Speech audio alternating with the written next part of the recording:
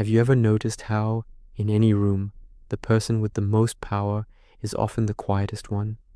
They're not the loudest, not the most aggressive, not the one fighting for the spotlight. Yet, when they speak, everyone listens. Their presence alone commands respect and shifts the energy of the entire group. This isn't an accident.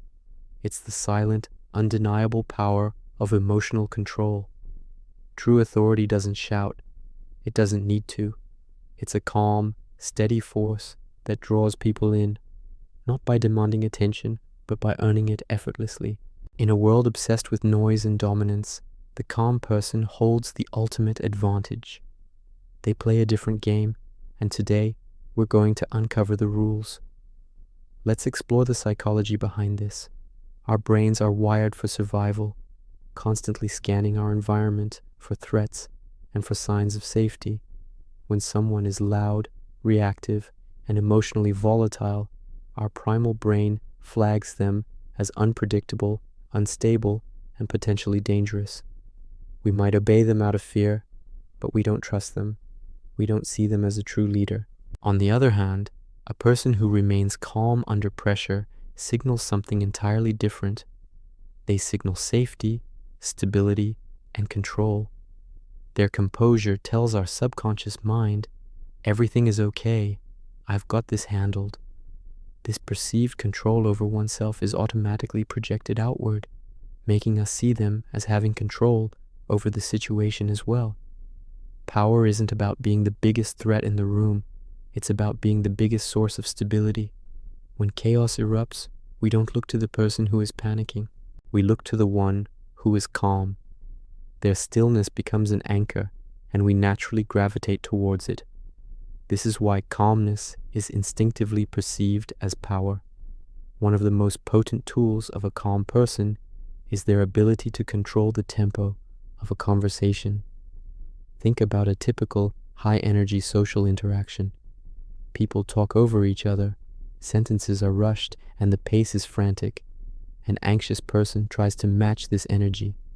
They speak faster, get louder, and fight to be heard, which only adds to the chaos and drains their own social battery. The calm individual does the exact opposite. They deliberately slow down. When asked a question, they don't jump to answer. They might take a brief, comfortable pause to gather their thoughts. When they speak, their words are measured, not rushed. This simple act has a profound effect. It forces everyone else to slow down with them. The rapid-fire conversation hits a wall of deliberate calm. This momentary deceleration breaks the frantic rhythm and shifts the entire group's attention onto them. They're not just participating in the conversation, they are now conducting it. By refusing to be rushed, they signal that their thoughts are valuable and worth waiting for. They reset the pace, and in doing so, they take control. This leads us to one of the most counterintuitive principles of social influence, the power of non-reaction. In any social exchange, there's a constant dance of action and reaction. Someone says something provocative, and we feel an immediate urge to defend ourselves. Someone makes a joke at our expense, and we feel pressured to laugh it off or fire back a witty retort. This reactive state puts us on the defensive. We are letting others dictate our emotional state and our next move. The emotionally controlled person understands this. When faced with a provocation, an insult, or just high-intensity energy, their first instinct is not to react. They simply observe. They hold their ground. This non-reaction is incredibly powerful. It creates a vacuum. The other person has thrown a ball, expecting it to be caught and thrown back. When it simply drops to the floor, it disrupts their entire strategy.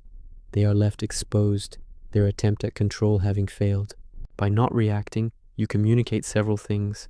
First, that you are not affected by their words or actions. This shows immense inner strength. Second, you are not playing their game. You are operating on a different level, one they cannot easily access. You retain full control over your own emotional state, which gives you the ultimate social advantage. The person who needs a reaction to feel powerful is always at the mercy of the person who refuses to give them one. You become the immovable object, the calm center around which the chaotic energy of others swirls, but never touches. Silence is not an absence of communication. It is a powerful form of it. Most people are terrified of silence in a conversation. They rush to fill any pause with chatter, no matter how meaningless, because silence feels awkward and uncomfortable. Anxious people, in particular, interpret silence as disapproval or a sign that they've said something wrong. The calm, confident person has a different relationship with silence. They see it as a tool. A well-placed pause before answering a critical question builds anticipation and adds weight to the words that follow. Holding silence after someone else has spoken can encourage them to reveal more, to fill the space you've created with information they might not have otherwise shared. It's a classic negotiation and interrogation technique for a reason. In a group setting, using silence can also be a subtle display of dominance. When you are comfortable enough to let a moment of silence hang in the air without flinching, you signal that you are in control of the social frame. You are not desperate for approval or validation. You are patient. This quiet confidence makes others uneasy and subtly pressures them to break the silence, often in a way that cedes control of the conversation to you. You are demonstrating that you own the space, not with noise, but with stillness. When a calm individual enters a group, the entire dynamic can shift. Anxious groups tend to operate with a scattered, nervous energy. People are often more concerned with how they are being perceived than with the actual substance of the interaction.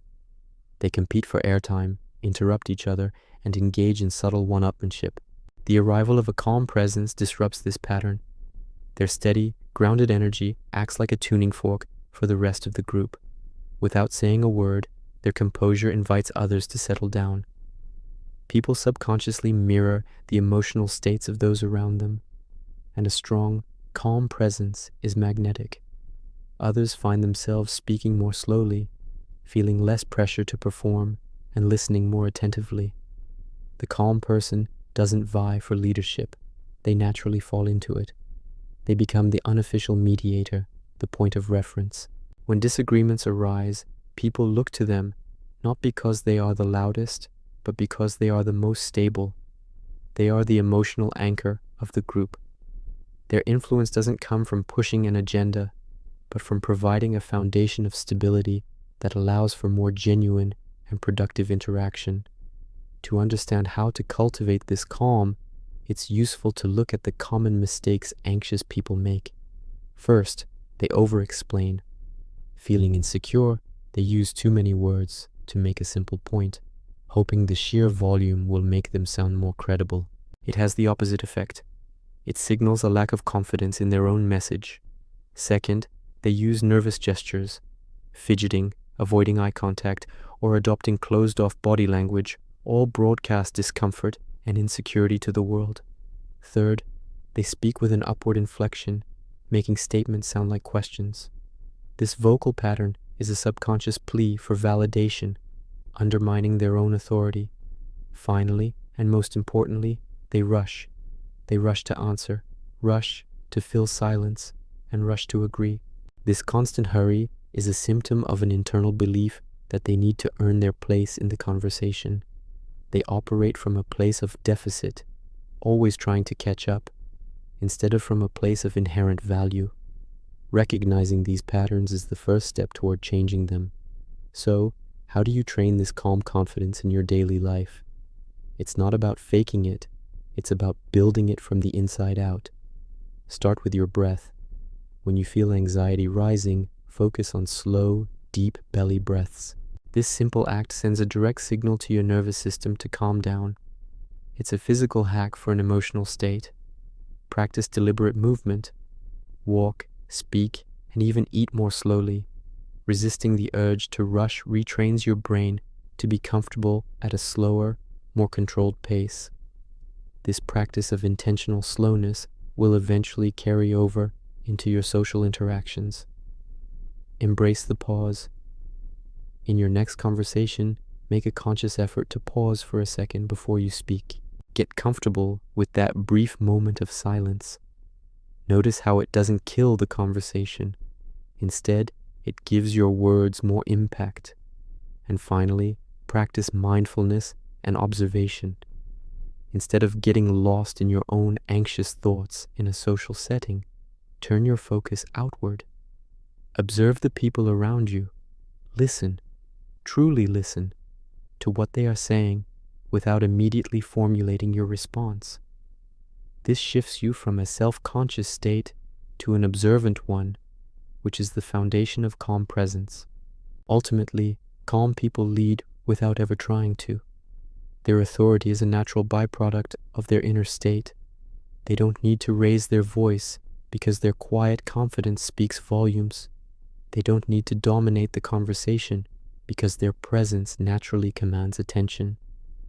They're not fighting for control because by controlling themselves, they already have it. This calm energy creates a powerful pull. People want to be around those who make them feel safe and grounded. They trust the judgment of someone who isn't easily swayed by emotion. They follow the lead of the person who navigates pressure with grace. This is the essence of natural influence. It's not about being the alpha in the traditional sense. It's about being the anchor, the steady point in a turning world.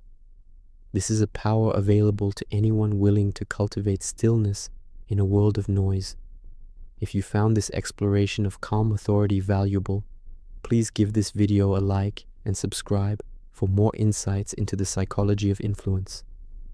And I'm curious, have you ever witnessed this kind of quiet power in action? Share your experience in the comments below. Thanks for watching.